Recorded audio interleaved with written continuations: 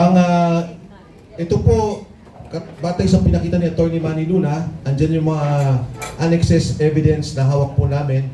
And this is the main impeachment complaint na hindi po tinanggap kahapon ng Office of the Secretary General.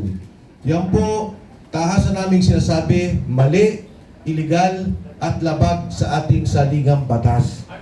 Malinaw na pong sinabi ng Korte Suprema tungkol dito, marami ng desisyon. Ministerial ang pagtanggap ng Secretary General at ito po dadalhin sa Speaker's Office. Speaker's Office ibibigay sa plenaryo na kung saan ito po ay ilalagay o pag-uusapan sa Committee on Justice. So with that, nandito po yung ating mga abogado to discuss in particular. Siguro yung hindi natin masasabing exhaustively dahil dada naman po ito sa mismong hearing, pero i-discuss yung grounds for impeachment na i-final po natin.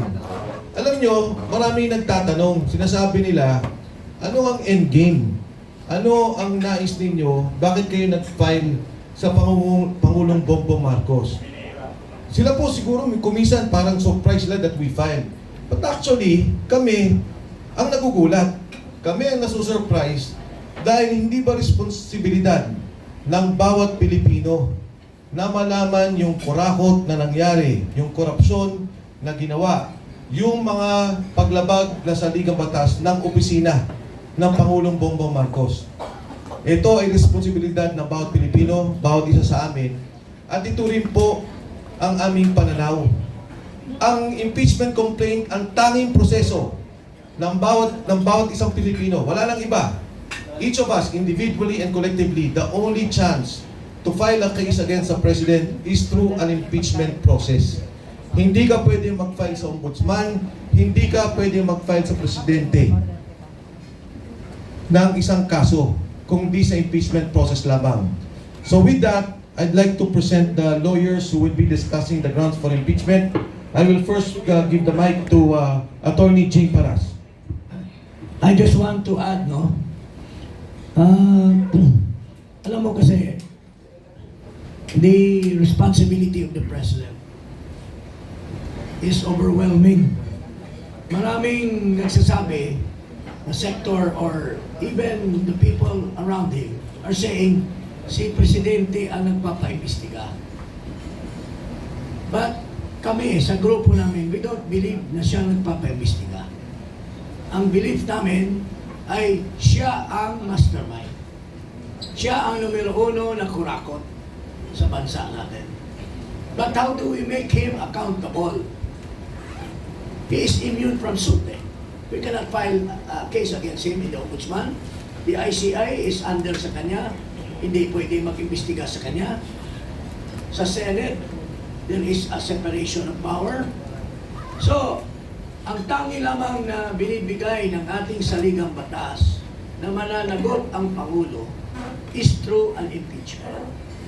Kaya po, pinag-isipan namin na ito na matagal. We have come to the ultimate decision na dapat mananagot si Marcos dahil siya ay maraming ginagawang kabulastugan sa ating bansa. And this is through the impeachment.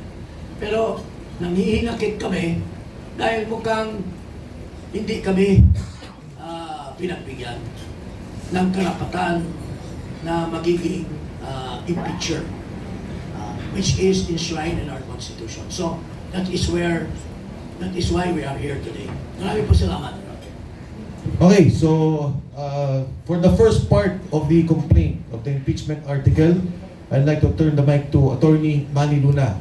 Just a background, Attorney Manny Luna was one of those also who filed against Chairman Andy Bautista during that impeachment process along with Kong Jing Paras and Attorney Topacio. Attorney Manny? Just a little correction. I was the counsel of the two patriotic Filipinos, former Congressman Jing Paras and Attorney Ferdy Topacio in the successful impeachment of former Comelec Chairman Andres Bautista. Napa-impeach namin siya. That was very historic. Now, we proceed to the impeachment complaint. First and foremost, gusto natin sabihin na ang aming complaint is a people's complaint for impeachment against President Ferdinand R. Marcos Jr.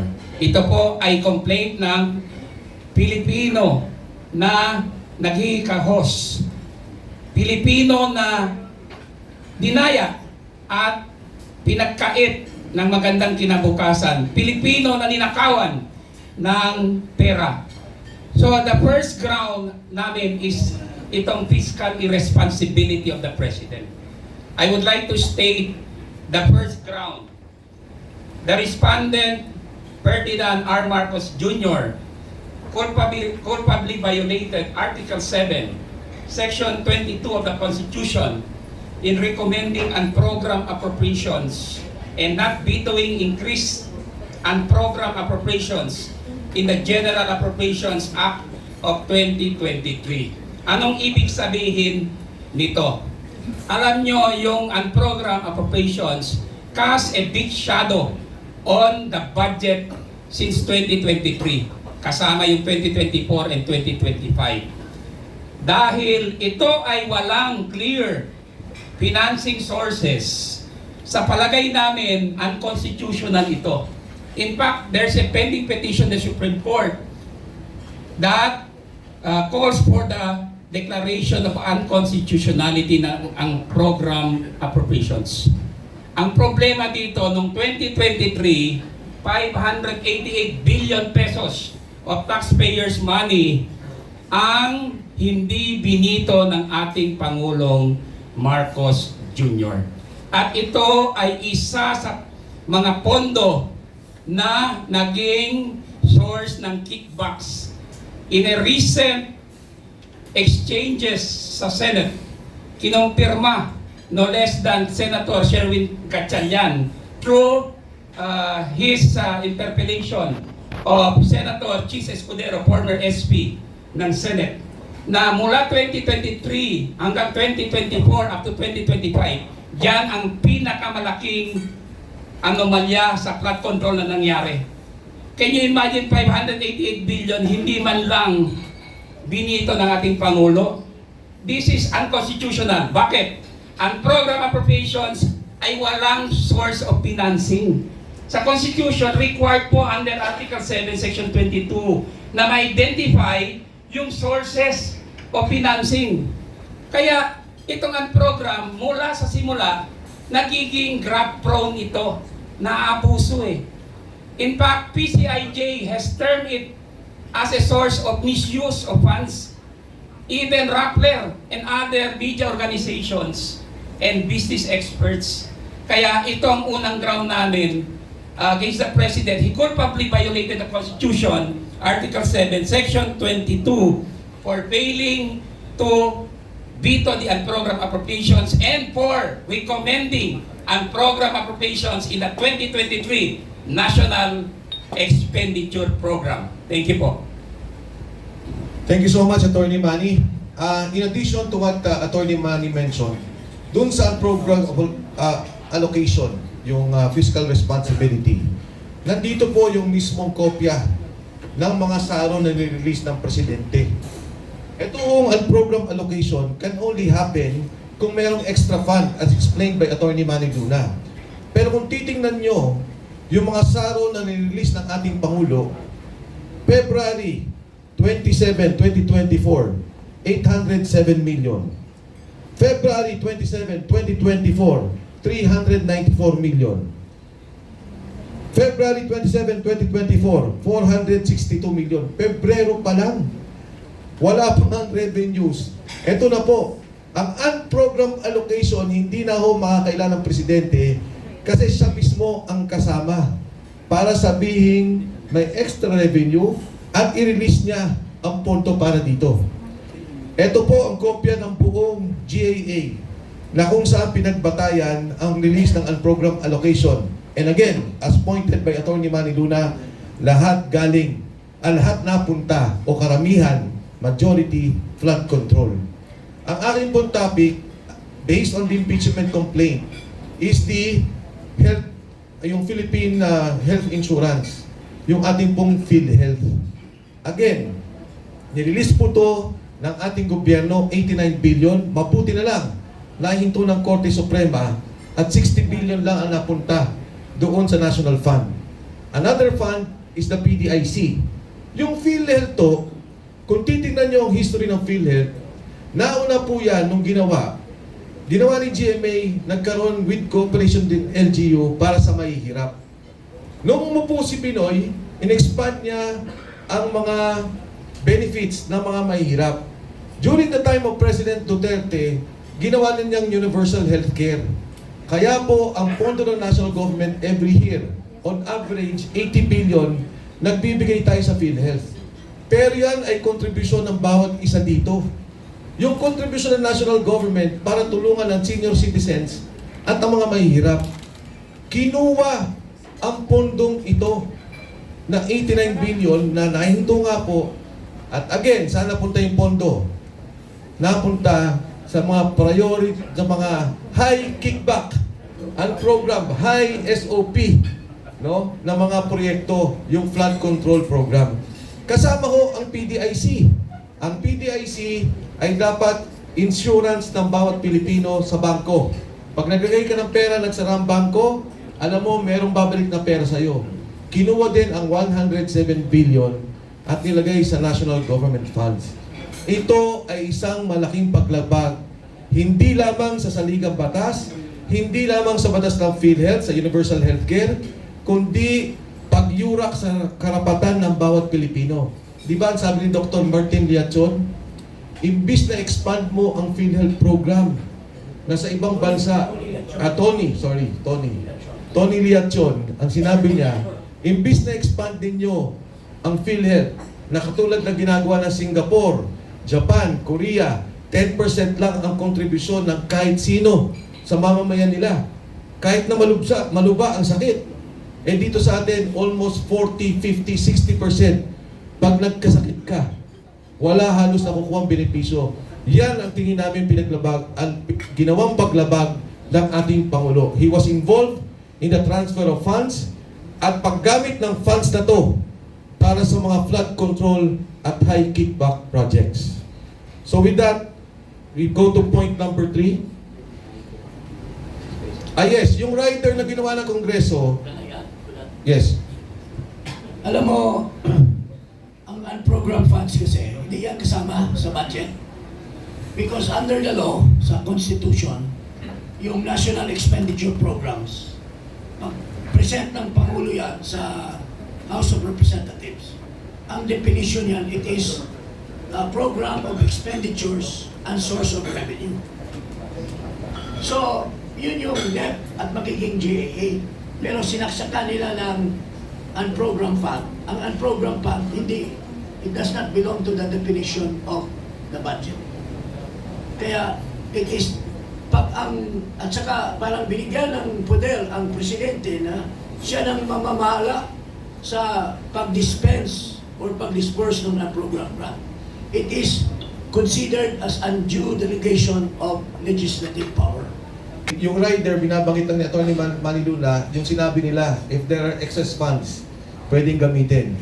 The President signed the GAA, the rider was there. Ito yung rider na ginamit na provision to transfer the funds of PDIC and the health fund. So una ho namin punto, yung fiscal violation as pointed out, yung diversion ng funds ng healthcare at saka ng PDIC. Yung pangatlo po dyan, and kasama po yan sa mga ebidensya namin, alam nyo marami tayong mga proyekto na dapat isagawa. Pero isa na lang ang ipo-point out ko, yung pong Metro Manila Subway. Ito sana ang isa sa mga proyekto na natapos ng Pangulong Bongbong Marcos by 2028. Pero dahil ang pondo ang ginawa nila, baliktad naman to. Yung isa kinukuha yung pondo nilalagay sa program. So for 3 years, more or less 1.5 trillion ang nilagay. Ito naman ang program allocation. Yung pangalawa naman, kinuha yung nasa pondo ng ODA, inilagay naman sa program. So yung Metro Manila Subway na dapat may pondo taon-taon, binabawasan nila, nilalagay sa program allocation. Because of this delay, combined 6 projects including the Panay-Guimaras Road, ang penalty na po natin, sa Metro Manila Subway pa lang, 100 billion na. ang projected penalty natin of all the projects is about 200 billion. Dahil kulang ang pondo natin. And more importantly, delayed na ho ang project. So si BBM will not be able to sign or to inaugurate the subway, Metro Manila subway that we hope to have in 2028. So with that, we go now to the personal integrity and drug use. So may I call on Ms. Cathy Binag to expound on this. Magandang hapon na. So, naway busog naman kayo kahit papano, no? Basically, ang tagal-tagal na hong nananawagan din ng lahat ng mamamayan. Ever since 2024, lumabas po ako ng late 2020, mid-2024. Ako'y nagsabi, may problema ho sa paggamit ng illegal substance ang ating presidente. Pero until now, kanila ho itong binabaliwala at hindi ho nila pinapansin. Ngayon ho, nakita ho natin sa lahat ng nangyari sa ating bansa, ang pagmamalaki niya sa flood control projects na 5,000 na sabi niya na nakita niya at ginagawa na nila. Then when he was signing the GAA, also, he was so proud that he read everything, 4,000 plus pages. Sinabi niya, binasa niya, and sinabi niya, I didn't see anything wrong with that. But ngayon po, nakikita natin na may problema.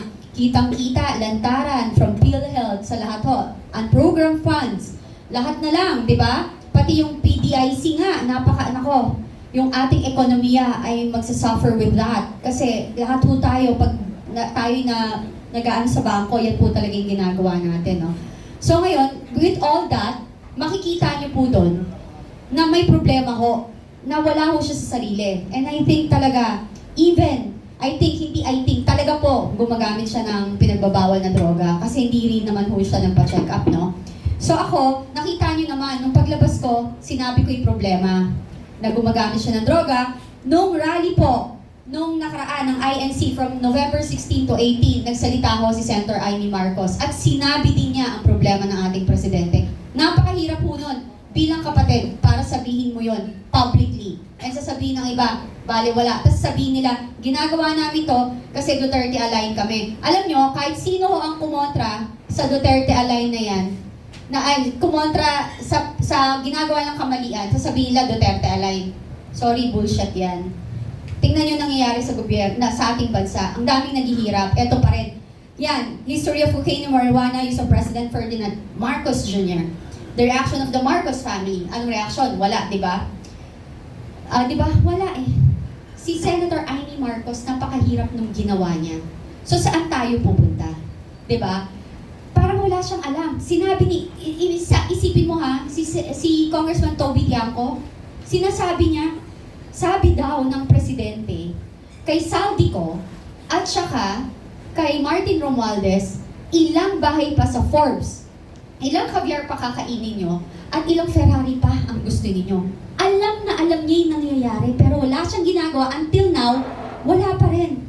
Sabi nga ni Senator Rodante Marcoleta, puro sapsap ang kanyang pinapakulong. Yun. Anong narinig ko? Ayun, same. Yun nga, narinig ko kay Amy na nagdodroga siya. Sino yung mga kasamahan niya na sobra siyang gumun na sa drugs. Meron pa nga na minsan daw na parang nag-blood transfusion niya kasi feeling nila malilinis kapag nag-blood transfusion sila and everything. You can see it. So, yun lang. Wala na akong ibang dapat sabihin dito. Yung kaganapan na nangyayari sa ating bansa, yung kahirapan na lumalaganap ay sapat na para makita natin ang kaguluhan. And etong hindi na pagtanggap sa impeachment na to ay isang katunayan na kinokontrol nila ang naratibo na gusto nilang palabasin para sa mamamayan. Tagang ko lang yung sinabi ni Cathy. The two of us were in the rally. She was one of the speakers. Siya nagsalita bago si Senator Amy. I was at Quirino Grandstand. Nasa baba ako.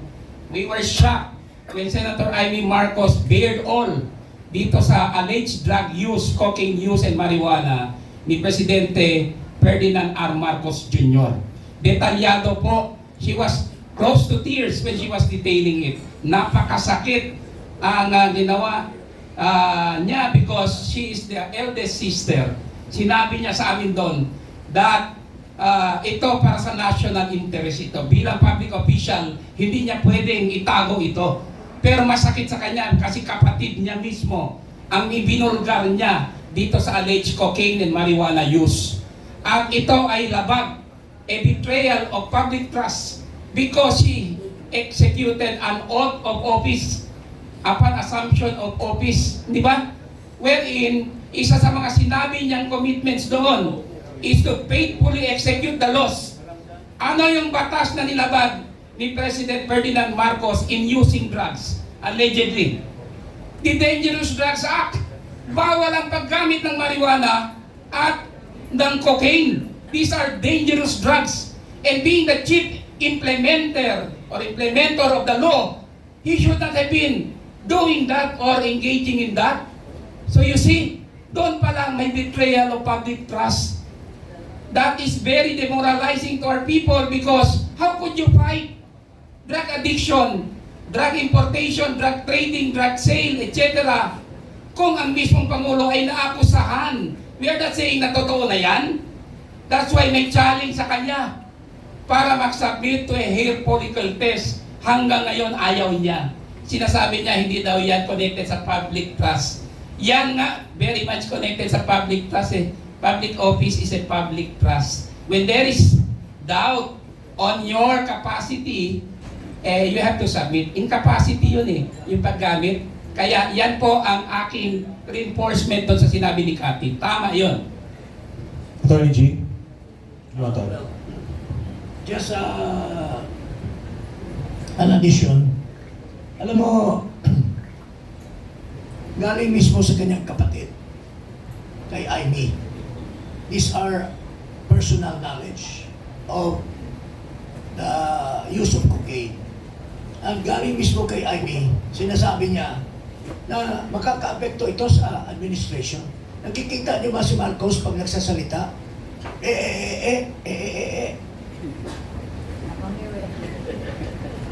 Ang tingin namin, pagka hindi nakargahan ng drugs, gumagano siya,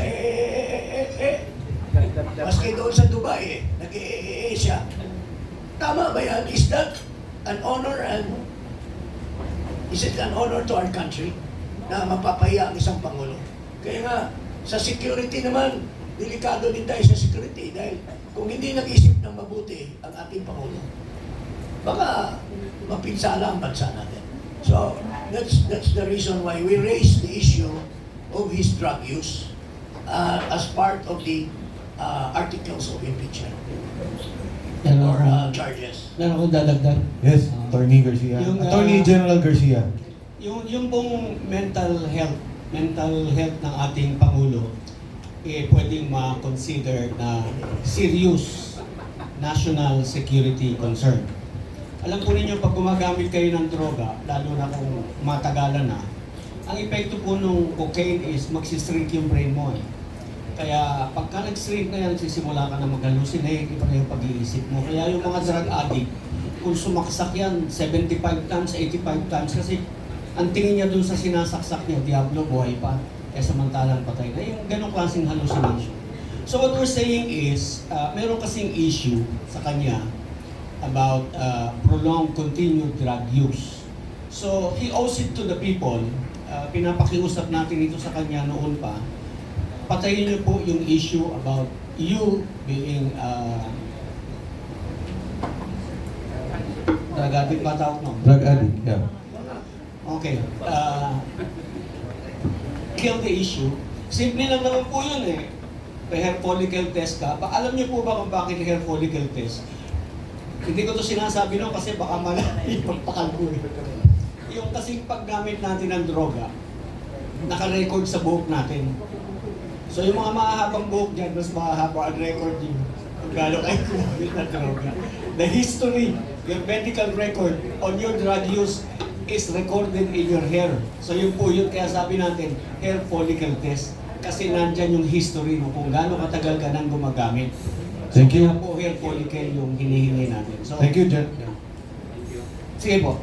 Thank you, General Garcia. Anyway, si General Garcia will be discussing another topic extensively after this. But for now, yung fourth point po natin is on monetary graft and kickbacks. And may I call on Vice Mayor Attorney Harold Respicio to discuss this. Yeah, buddy! Magandang hapon po sa inyong lahat and thank you so much for coming dito sa aming press con. Ako po si Attorney Harold Respicio, elected Vice Mayor ng Reyna Mercedes Isabela. Ako po ay nagre-representa ng lahat ng Pilipino, lahat ng probinsyano, lahat ng Ilocano, lahat ng Tagaluzon, at lahat ng mga kumukontrang elective official laban sa administrasyon na ito. Dahil hindi totoo ang sinasabi nila na may solid north. Hindi totoo na solid ang mga probinsyano at Ilocano sa kanya. Kasama namin si Javito. Hindi totoo na kakampi nila lahat ng mga nakaupong opisyal sa ating gobyerno dahil nandito ako, pinapakita ko yan. Kaya ako lumapit dito dahil walang kwenta yung final ng unang impeachment complaint. Kakaunti. Diskarte nila yun para wala nang maayos na umandar na impeachment complaint. Kaya nung nakita ko na yung mga may track record na successful impeachment, mga successful endorser, number one na political lawyer sa ating bansa at napakakapal na papeles at napakakapal na ebidensya, sali ako dyan. Dahil gusto nating matanggal ang ulo ng korupsyon sa ating bansa. At hindi ninyo pwedeng sabihin na purong aligned sa Duterte ang grupo namin. Dahil ako ay lone wolf lamang, wala akong kakampi. Lahat kinakalaban ko basta masama, kakalabanin kita. Kaya nandito ako para patunayan na merong totoong nangyaring graft and corruption. Ito po ang discussion namin sa aming complaint. Naniniwala ba tayo, meron pa bang doubt na merong malawak ang nangyari na nakawan dito sa ating bansa? Inamin na nila, hindi ba? At inamin na rin nila at alam na rin natin na ang grupo nila ang nagnakaw. Si Saldi, si Romualdez, at si BBM. Ang problema na lang ngayon ay nagtuturuan sila! Ngayon, kung nasa korte tayo ngayon, ang question na lang ay yung credibility. Ang credibility ba ni Saldi versus yung credibility ni BBM? Ngayon, ano ang credibility ni Saldi? Pinento niya na lahat yung modus. Yung unprogrammed appropriations, yun ang paraan. Ang pagnanakaw sa budget ng PhilHealth. Nagkasakit si Congressman Jing Paras, hindi na siya makakakuha ng benefits sa PhilHealth. Yung aking bangko kapag na-bankrupt, wala na akong makukuhang pera dahil kinuha na nila yung pera sa PDIC. Kwento na ni Saldi lahat ng kanilang paraan specific. Nagde-deliver ng mali-maleta sa Malacanang, sa Pods Park, 2 billion. Ayun no, ang daming pera, bilyong-bilyong salapi ang dinideliver amongst them. Yun yung isang side ng credibility. Ngayon, tingnan natin yung isang side ng credibility. Anong sagot? AI. What? AI daw. Kung ikaw ang husgado, sino ang paniniwalaan mo? Yung kasama sa conspiracy na tinuturo nila ang bawat isa o yung nagpapalusot na mastermind?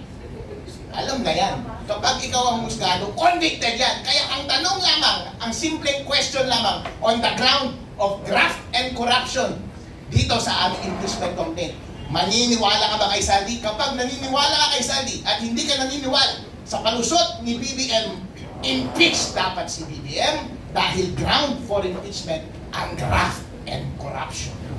Magdagdag lang ako, no? Hindi lang graft and corruption. Yung pagtanggap ng 2 billion per month SOP or 57 billion na kickbacks, allegedly, na diniliver ni Saldi ko sa kanya, President Marcos Jr., the respondent in our impeachment complaint, yan po ay violation ng Constitution, culpable violation. I'm referring to Article 7, Section 13. Bawal ang conflict of interest. Bawal kumuha ng kickbacks. Bawal tumanggap ng regalo sa mga transaksyon sa gobyerno. Saan ba galing itong 57 billion or 2 billion per month? Sa mga contractor po ito na may transaction sa gobyerno. Yan ang culpable violation of the Constitution of the President aside from Republic Act 3019, anti-graft law.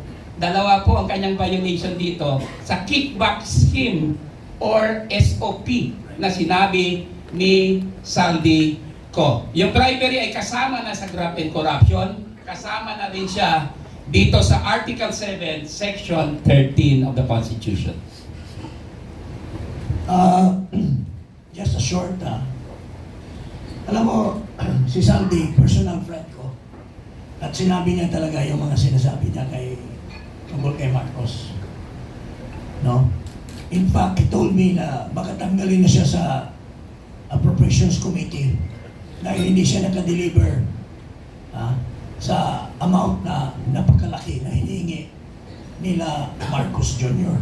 at pamilya niya. So, in other words, mga kababayan, Saldi ko, sinasabi nila, hindi, hearsay lang yan kasi wala naman siyang under oath doon sa kanya. Hindi po totoo yan, may jurisprudence na po tayo na yung galing sa Facebook is admissible in evidence. Pangalawa, kasama siya sa isang conspiracy. The conspiracy to commit crimes of plunder. So, kapapaniwala ang sinasabi ni Saldi ko. So, yun po, kaya dito sa complaint namin, in-emphasize namin yung mga ebidensya against Marcos sa mga diniliver na pera. Pero hanggang ngayon, ang Senate Blue Ribbon Committee, kaya nga po nag-file kami ng impeachment dahil ang tingin namin si Lacson masyadong pabor sa kanila. Hindi niya pinatawag si Bersamin, hindi niya pinatawag si Amina. Tingnan mo si Amina, katuwang pa ni Mike Lipinson sa kasal. Dapat yun, isasalang yun. Kasi sinasabi ni Saldi ko, nung nagpa-insert si Marcos ng 100 billion pesos, tumawag sa kanya si Amina, pangandaman. Tapos kinlear niya na, o kung gusto mo i-clear, si Adrian Bersamin. Pero hindi ito tinawag ni Lacson. So, kaya our only recourse is this impeachment para isigaw namin sa taong bayan na ito po yung katotohanan. Dito, formal na namin hinain dito sa Kongreso. I'd like to formally announce also, kasi dito po, no, nandito na sa articles namin, pero Saldi ko mention 25 billion pesos na siya ang nagdala.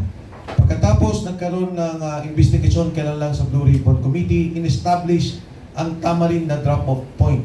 Ang sabi ni Saldi ko, nag-deliver ako ng 800 million kay Jojo Cadiz at one time at 200 million kay Yusek Jojo Cadiz sa Tamarin para dalhin kay Pangulong Bongbong Marcos. Kagabi ho, nagpagbigay ng mensahe si Congressman Saldi ko.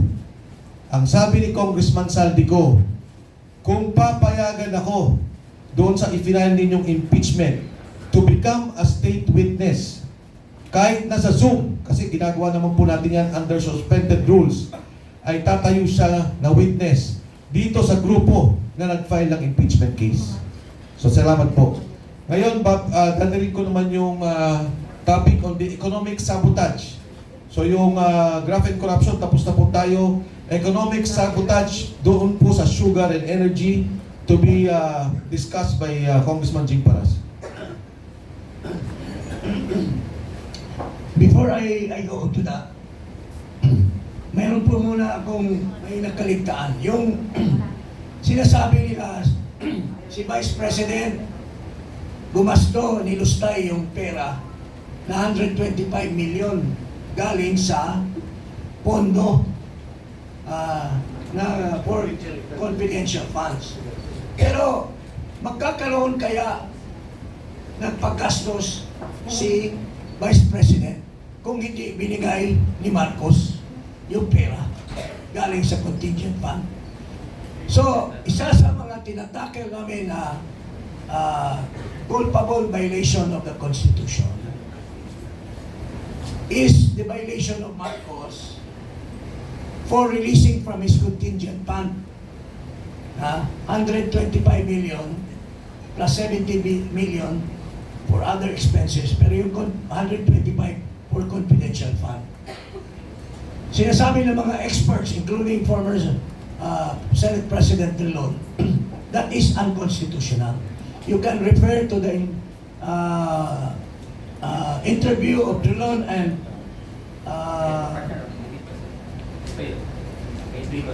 ito. And sino ito sa ABS? No, the other one. Karen Davila. Sinasabi ni Drilon, what Marcos did was unconstitutional kasi naglipat siya ng item, ng pera from the contingent to confidential fund. Wala namang item in the general appropriation. Bawal po lang mag-omen according to the Constitution. It's a violation of law to transfer fund when there is no item. You cannot augment unless savings. Ang contingent fund is not savings. Only savings can be used by the President. So, Marcos has violated. Bago nyo sampahan si Sara, si Marcos muna ang sinampahan namin. Kasi siya ang source ng pera na ginastos ni Sara Duterte. Second, graft and corruption. Matindi itong graft and corruption ni Marcos. Ito mismo. It was heard in Congress, si Undersecretary Pangiliban was caught saying that it was Marcos who ordered the importation of 440,000 tons of sugar without a sugar order. Sabi niya, let's do it ourselves. Inamin po ito ni Pangiliban. Kung tinanong siya ni Risa, dinidikdik siya ni Risa Ontiveros, ni Pimentel, at ni Tolentino. Nandito po ang conversation nila. Ito po, ang exchanges nila. Sabi ni Pangiliban, ang sabi ni Presidente, let's do it ourselves. Anong ibig sabihin na let's do it ourselves? Sila. Walang sinusunod na regulasyon. Ang regulasyon kasi, bago ka magkapag-import, you have a sugar order. Ito. There was no bidding. Hindi, ang matindi nito, pumili lang siya ng 3 sa 30 o 40. Pinili niya yung 3, All Asian Counter Trade, si Escaler, kaibigan niya yan, yung Sokdem Philippines na kinwestiyon ni Risa na walang pera, at itong Edison Lee, marketing. Bakit pipiliin mo lang yung 3 when there are more qualified? Nakipag-meeting pa si Marcos, mayroon tayong picture na nag-meeting si Marcos with these only 3 traders in Malacanang.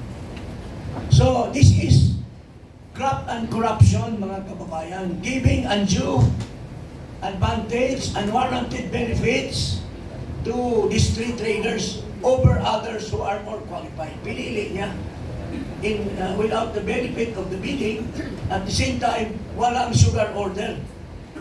Tapos, pag dumating na yung kargamento, saka na lang nila nilalakad yung sugar order after the fact.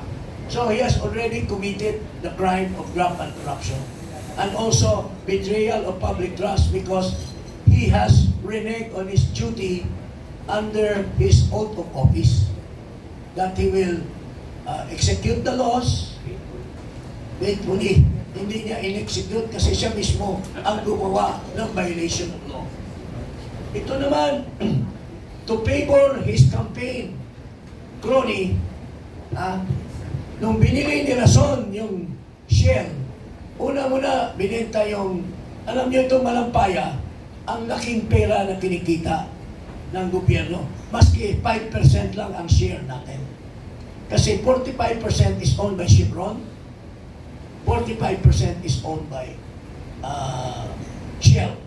I should know this because naging chairman ako dyan sa kumpanya niyan, yung PNOCEC. So, mag-i-expire yung service contract 38 ng 2024. Dapat sana para kumita ang gobyerno, niribid yun. Kahanap ng bagong bidder para mapasok ang pera. Ang ginawa nila, binigay kay Rason yung share. Binigay kay Codena yung Chevron. Pero ngayon, si Rason na lahat ang may-ari. Pero ang masama at masakla, walang bidding, wala lahat, in-extend for another 15 years, mga kababayan, yung kontrata unilaterally by Marcos. Can you imagine? So, that is giving unwarranted benefits to Rason, yung kanyang prime company. So, this is graft and corruption in the real sense. Kasi wala namang sinasabi ng karamihan that could have benefited the people kung ang gobyerno na mismo ang nag-take over. Kasi pag expire ng 2024, mayroon tayong right of first refusal over Malampaya. Pero we squandered the power of the government at binigay natin sa crony. And that is also cronyism. Lastly, ito po, narinig naman siguro ninyo sa mga media, masyadong hot na hot si Toby Chanco. Sinasabi niya, nag-meeting kami ni Marcos, ni Romualdez, ako. I was surprised, bakit nagkasama ako, dapat silang dalawa dapat. Sinabi daw ni Marcos, Martin, sobra-sobra na ba yung maraming bahay sa Forbes? Sobra-sobra na ba yung maraming Ferrari at mga airplanes? Sobra na ba ang kain mo ng kabyar? Ito sabi niya, kayo ni Salde ko, sobra na kayo, kinukuha niyo lahat ng pondo. Alam mo Martin, wala akong natatanggap dyan. Diyan ko atin. Okay? So, presuming na wala siyang natatanggap, pero hindi tayo naniniwala, November 2024 ba niya sinasabi ito?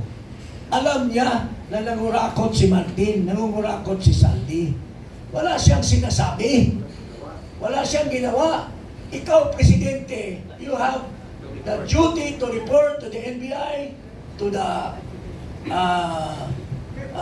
Department of Justice, iimbestiga at ipatanggal niya ito. Bakit naghintay pa siya doon sa zona niya? At sa mahiya kayo. Dapat hindi na siya nagsabi mahiya kasi pinadekwat na sana niya si Martin. Pinadekwat na sana niya si Martin at saka si Saldi. So, that is obstruction of justice. He did not report a crime committed when he knew all along that Martin and Saldi were committing a crime. And this is also a betrayal of public trust. He reneged on his duty under the Constitution, yung kanyang oath of office, that he should execute the laws here. He hide the law. Tapos, recently, nagpa-interview siya. Tinanong siya, Sir, ano na bang sitwasyon kay Martin Romualdez? No, I didn't see any basis against Martin Romualdez. Nagsisinungaling na naman siya. Wala daw finding sa ICI. Alam na nga niya. Pinagalitan na nga niya dahil nagnakaw. Tapos ngayon sasabihin mo, kasinungalingan. So, that's betrayal of public trust, mga kababayan. Okay, one of the highlights of the